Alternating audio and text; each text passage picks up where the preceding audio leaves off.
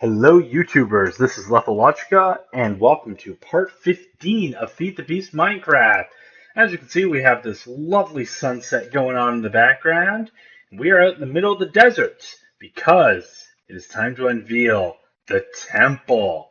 That's right. After countless blocks of digging out, I finally excavated the area around the temple. It did need a little bit repair and a little bit of light because monsters kept spawning in it, which was mean of them. But it does look pretty sweet, and we get this nice view up here.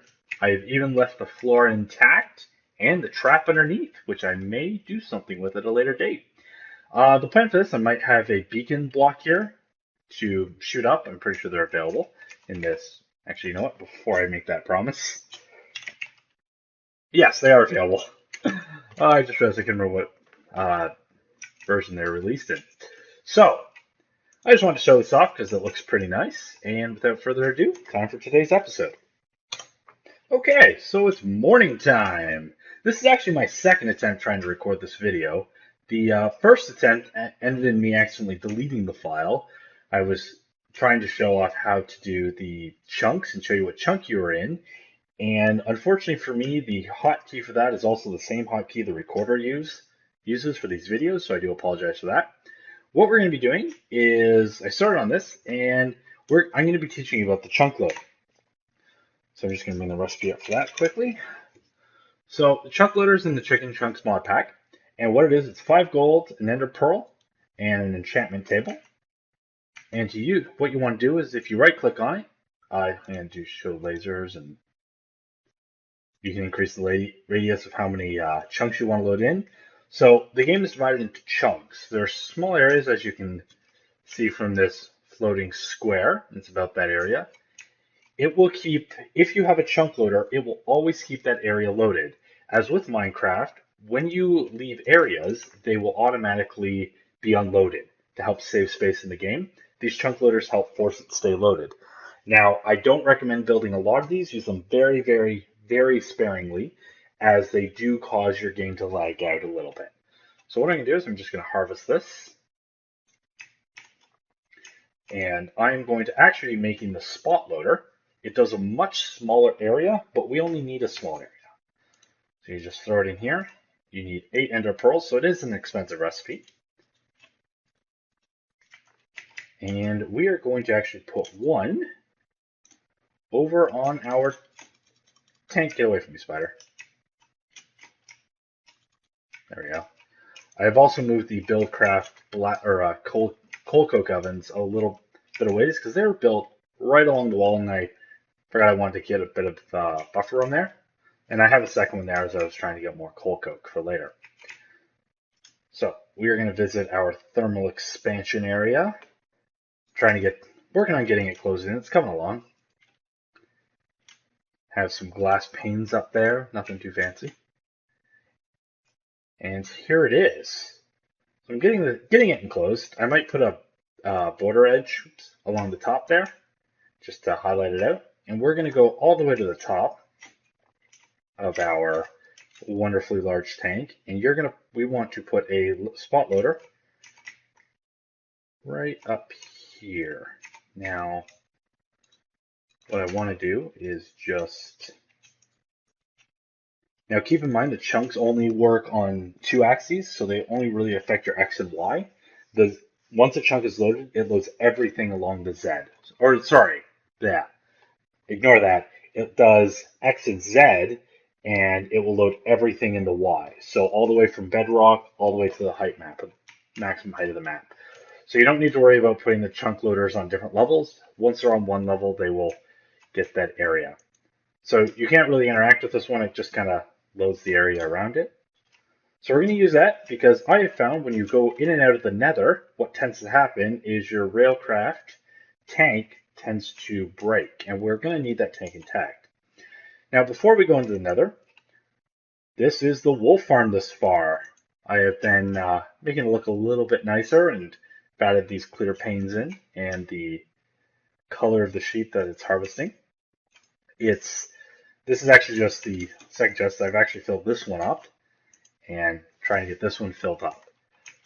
These back areas, they're not made out of wool, they're made out of something called woolen clay. And the recipe for that is pretty simple.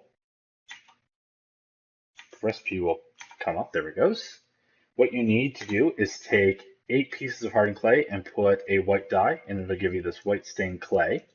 And then you combine the white stained clay with just a piece of wool, and you'll get 2.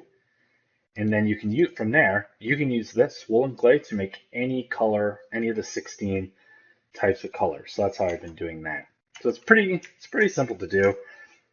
I just haven't finished doing I still haven't finished the purple, pink, magenta, and brown. These are just white sheep kind of as fillers. I needed a bunch of white wool. So let's go in the nether and check out what we've been doing there. I'm just going to hop over and I'll see you in the nether. And we're in the nether. So I've kind of started enclosing this area a little bit, so if anything hits me from above, it won't kill me. Be very, very careful in the nether. It can be very dangerous. These zombie pigmen here, they will not attack you unless you attack them. And if you hit one, they all come after you. And it's very, very unfortunate. So as we see here, we have nothing special set up. We just have a couple of hardened energy cells powering a pump.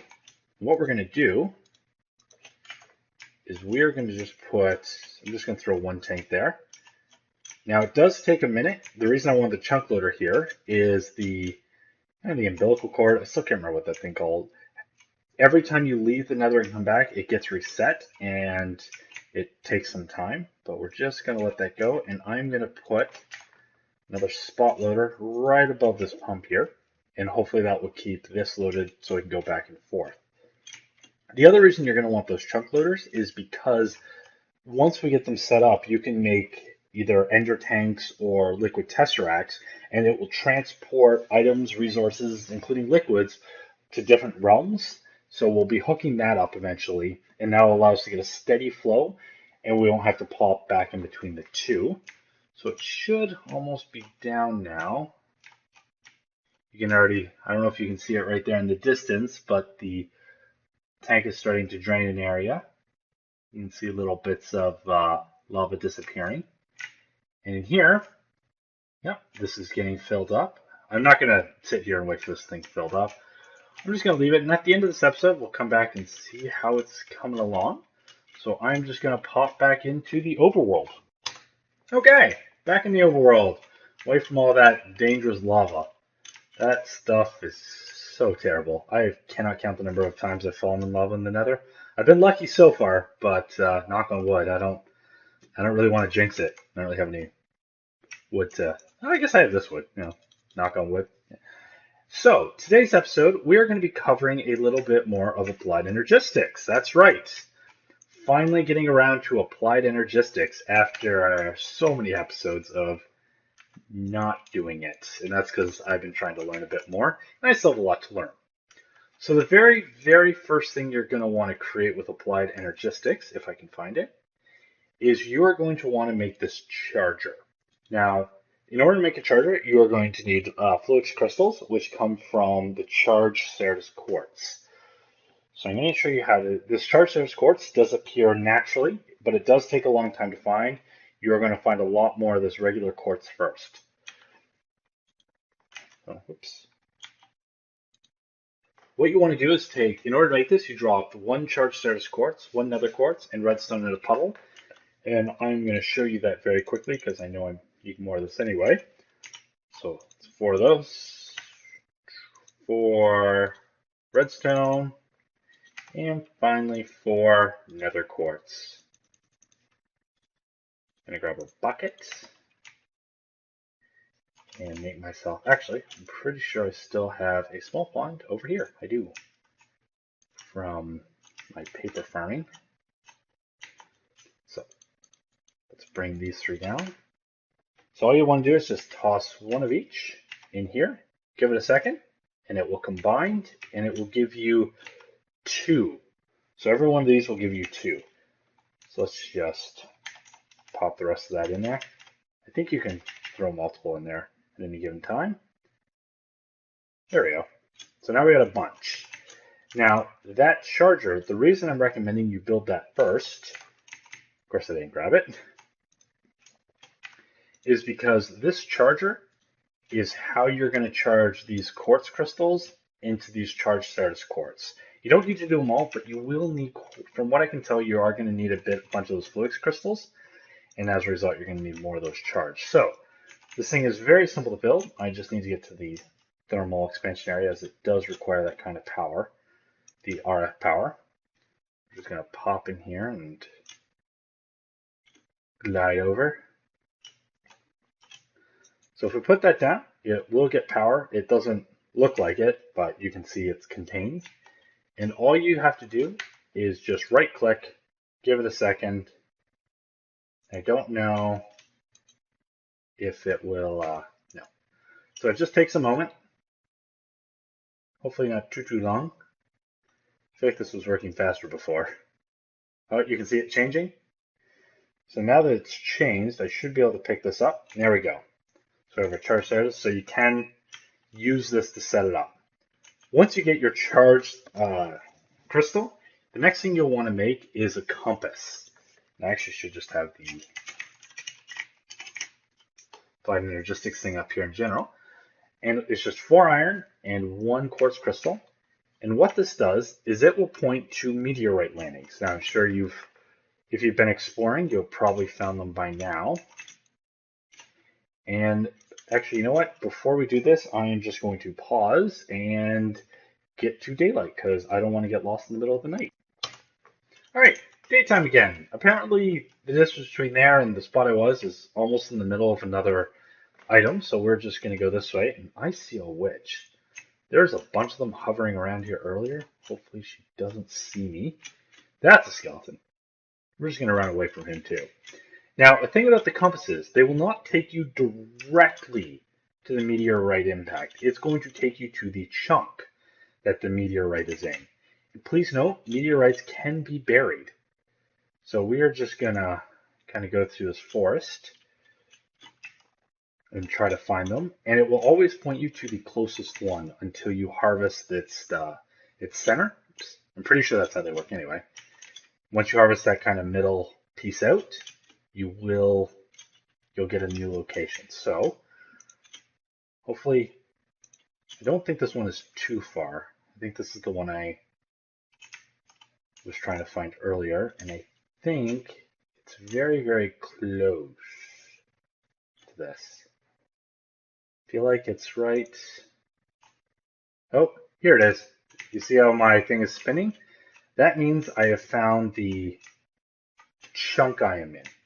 So I am going to just dig around and try to find the start of the meteor, and I'll see you guys in a moment. Well, that took a long time, so I gave up on digging after like 5 tries of going down and started exploring the map to try and find a meteorite that wasn't buried, that I hadn't dug up yet. Yes, I did lie earlier. The meteorite compass will always point to a meteorite even if you haven't excavated it. So, just a word of caution. If you find a buried one, you really want to get to it, just quarry out the entire freaking chunk. It'll save you so much time. So this skystone, can only be mined with a diamond pickaxe level. Can only be mined with a diamond pickaxe or better. I think there's the cobalt and ardite metals that are a bit stronger, but these things will range anywhere from 7 to 17, and they form a spherical shape. And inside, you're going to find inscribers. Now, you're going to want to grab these. I came across a couple villages. I'm just going to put that back and that, and I don't want that. There's a lot of crap in there. I'm going to put that in there because I have a bunch of those. That, and if you want to mine it, there's a skystone chest here. If you want it, I already have a couple. I'm not really going to be using them. But that is how you find. You just use your compass. It'll eventually point to it. But you can see what I mean. It's still spinning even though we're no longer on the meter. Once we step outside the chunk, it snaps to it. So I am a little bit of ways away from my home village. So I will see you in a moment. All right. Well, I had to disappear there for a little bit and figure a few things out, but I think I'm starting to get there. So, number one thing I found, these cool charged quartz crystals right here. And from the recipe, it's just a charged quartz and a piece of iron. And it looks like they have fixed or anything top, the ground, the walls. You can put them underneath. They don't provide as much, like I'm pretty sure the torches are as much light as these. I just think they look really cool and just wanted to place them around.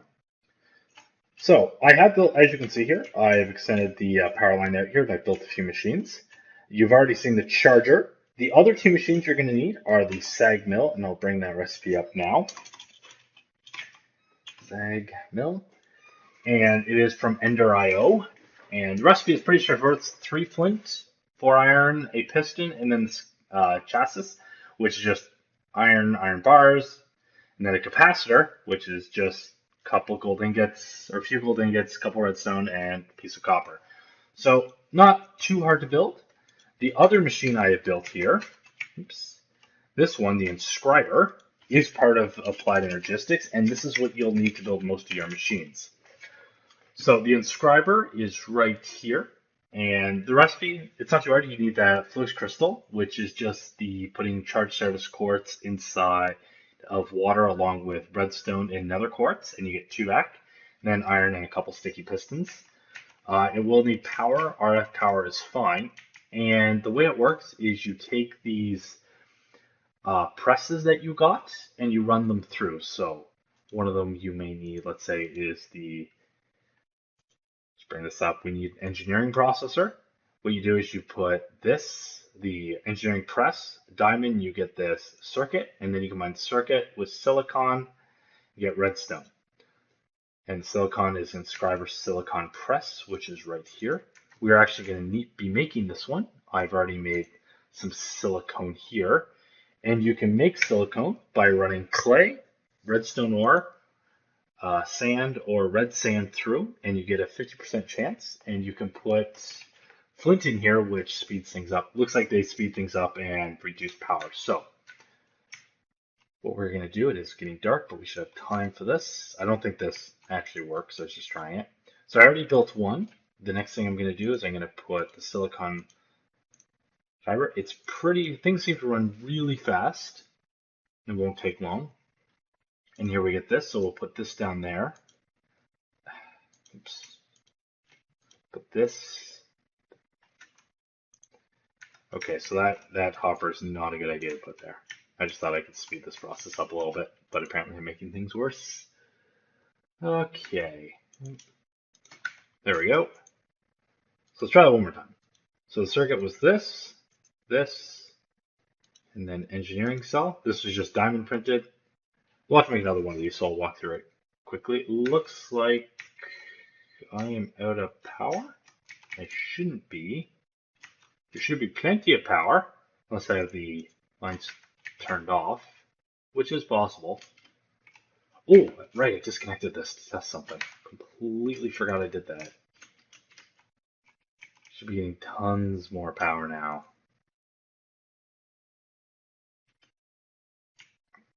And we should have everything there. So an engineering processor, and I'm going to build one more because it is needed.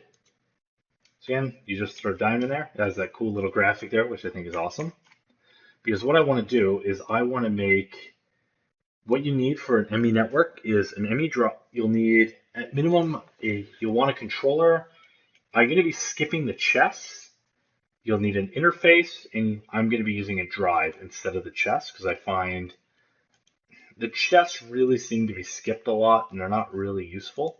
The other thing we'll be making are these ME terminals. So we're going to need those at some point. So this should be done now. What I should have done is I should have made 2 pieces of silicon here. Yeah, this is just the basics of how you set up your ME. Can't talk today. This is some of the basics of what you're going to need. So just make sure you're going to need a lot of silicon, a lot of diamond to do this.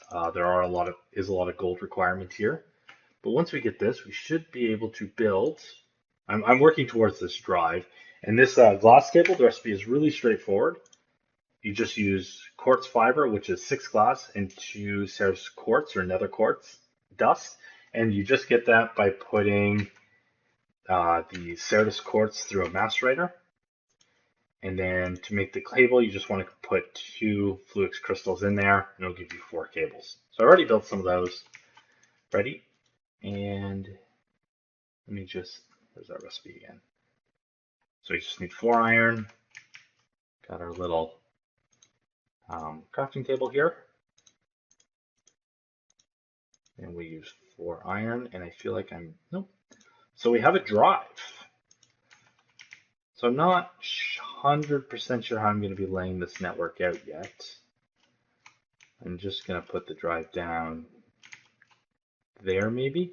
And so the drive fits, the way these drives work is they will fit disks, and that's how you store all your information. So I just need to find something, or storage cells, sorry. So the storage goes from 1K storage cells all the way up to these 128 cube storage cells. And as you imagine, the recipes for these, the components are pretty easy to make. You make the logic processor, you print a logic circuit, gold ingot, and you get one of these printed logic circuits, and then you use that with redstone silicon to get your processor. I'm probably going to be building, I haven't decided how big I'm going to build these.